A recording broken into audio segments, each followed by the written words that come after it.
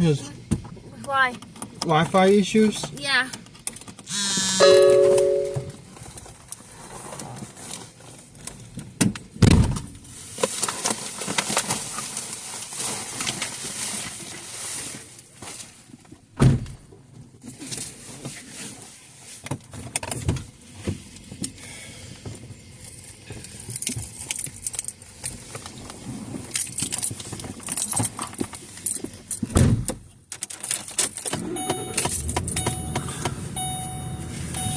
And that press conference today, the former president had a lot to say. Fox's Aisha Hosni with more on that. Former President Trump addressing recent reporting that he's frustrated with his campaign amid a new Marquette Law School poll that shows Vice President Kamala Harris leading him by 6 points.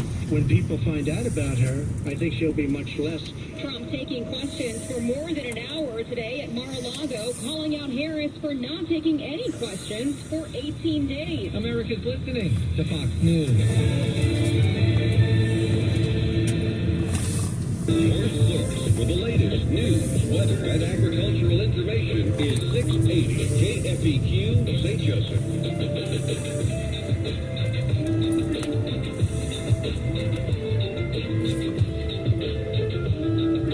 Camel Ramsey Personality is my co-host today. Jeff's with us in Phoenix, Arizona. Hi, Jeff. How are you? Hey, I'm good, Dave. Good to meet you. It's a privilege and an honor. Thank you for taking my call. Honor to speak to you, sir. How can we help? The purpose of my call is brief. Listen, we sold our home in California in April of this year. We paid off all of our mortgage. We've been debt-free. No car payments, no credit cards. We're in your seventh.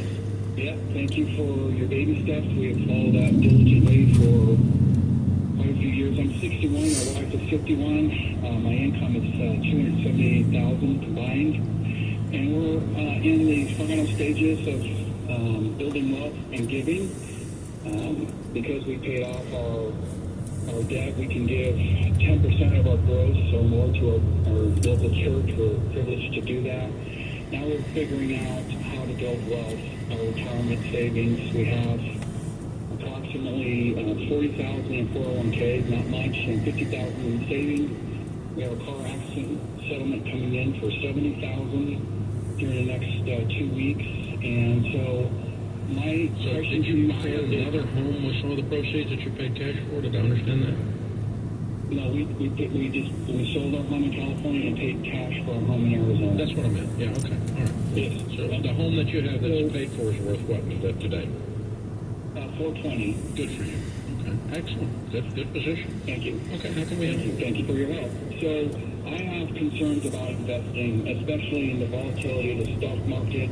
I don't trust it. I see more volatility in the years ahead. What would you recommend to my family and to callers listening? Safe ways to invest and get a safe return without taking risks in the markets. That's my question for you. Well, there's a thing in finance called risk-return ratio. The more risk you take, the more return you get, if you're wise, hypothetically, right?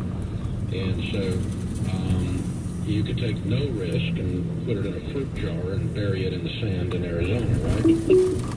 But that actually ends up costing you because with inflation and taxes, you're losing 6 or 7% a year. And, of course, you had opportunity cost, meaning what you could have made on that money that you missed out on. But there's no risk other than some scorpions getting in the jar, right?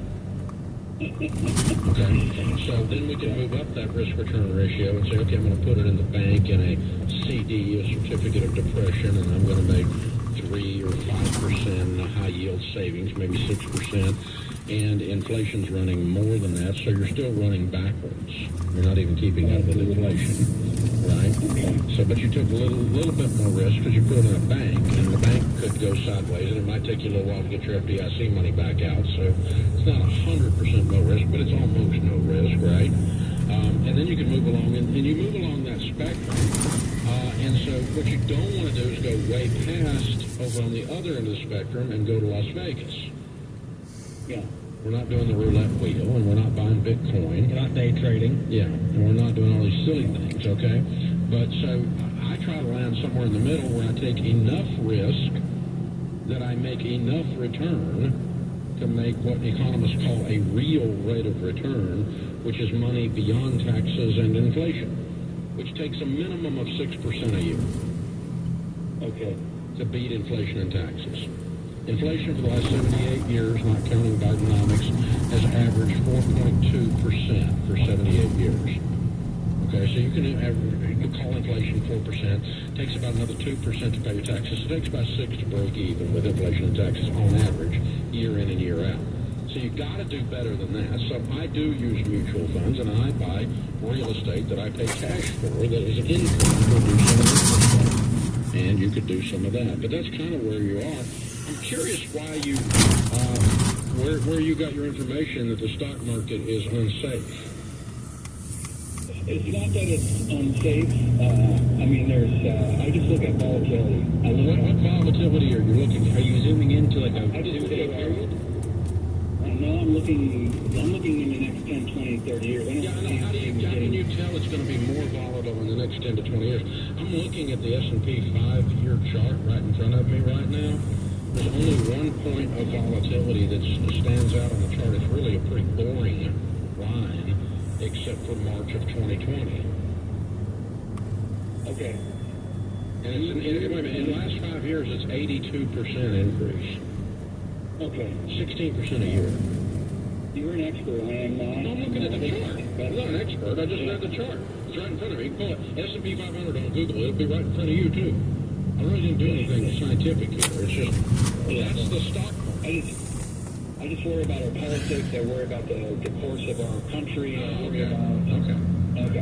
I got all that, but that's always been there. It's not new that there are idiots in Washington. That's not new. The market survived in spite of all of that. And there's going to be some years that it's down. And so you're right, there is volatility, but if you look, there's more green than there is red. Most years it's up, some years it's down. It's very interesting to go back and look and see what happened when Kennedy was shot to the stock market. It dove. It's interesting to go back and look when the cowards hit the towers in New York with a terrorist attack, and the stock market went down.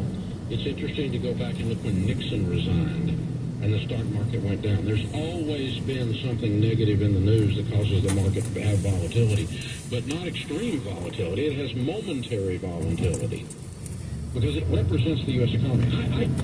I think probably you're watching the news too much. You need to turn Fox or CNN off.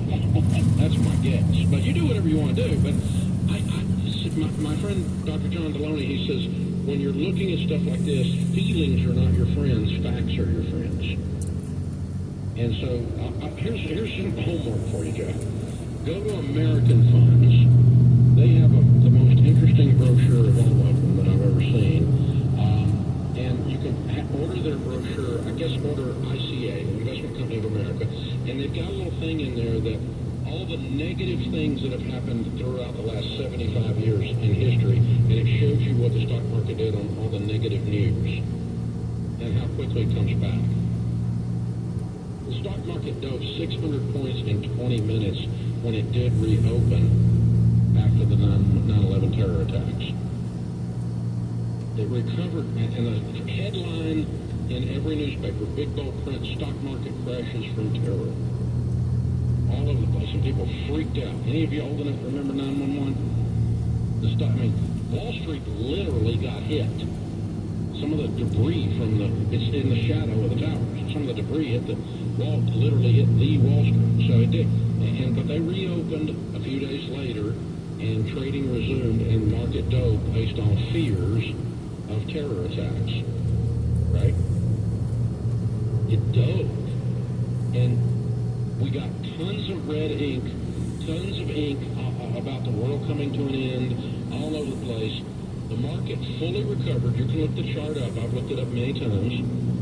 The market went back to where it was on the 10th of September, the day before the attack, in 54 days. Not one single news outlet in the entire world reported the recovery in 54 days. All of them reported the crash. This week, They all are reporting the economy. Recession looms. The market is down. Iran is going to attack Israel. Everything's coming to an end. It's all coming down. The market was up since the first of the year, 17% before this week. You know how many news outlets reported that? Precisely zero. Oh, wait, real quiet. There was one. Who? The Ramsey Show. Oh, there was one. Okay. We report the record highs, and no one else cares. Look at that. Out of 30 years, Dave, the S&P 500 was up 23 out of 30 years at a positive return. That's pretty wild. 10 grand in the S&P 500 30 years ago would be 175 grand today. I have more fear not investing than I do investing. That's why you're here. This is the Ramsey Show.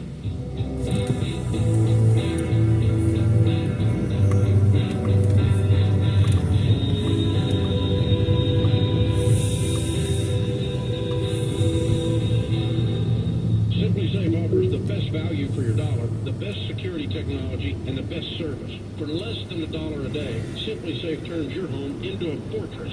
SimpliSafe monitoring agents stand by 24/7 to get emergency help to your door in case of break-ins, fires, carbon monoxide, even floods in the basement. Join the thousands of my listeners who trust SimpliSafe. Visit SimpliSafeDirect.com now and save 20%. There's no safe like SimpliSafe. Hey guys, are you ready for the secret to help you reach those money goals that you've been dreaming about? It's simple. You gotta get on a budget. With our budgeting app, EveryDollar, you'll get intentional with your money and build the habits that will make those dreams a reality. And we'll be with you every step of the way, from your first budget to that retirement home on the beach. Download EveryDollar for free on the App Store or Google Play. Remember, today, download EveryDollar for free on the App Store or Google Play today. Now the most up-to-date weather forecast here on KFBQ. Better cloudiness and a gusty north wind moving our way for the early morning time. Our low right around 55 degrees. Wall-to-wall sunshine through Friday. Pleasant temperatures and low humidity. Our high 75. And we're dry and cool Friday night into Saturday. Friday night low 55. Saturday's high mid to upper 70s. I'm meteorologist Jeff Fernandez.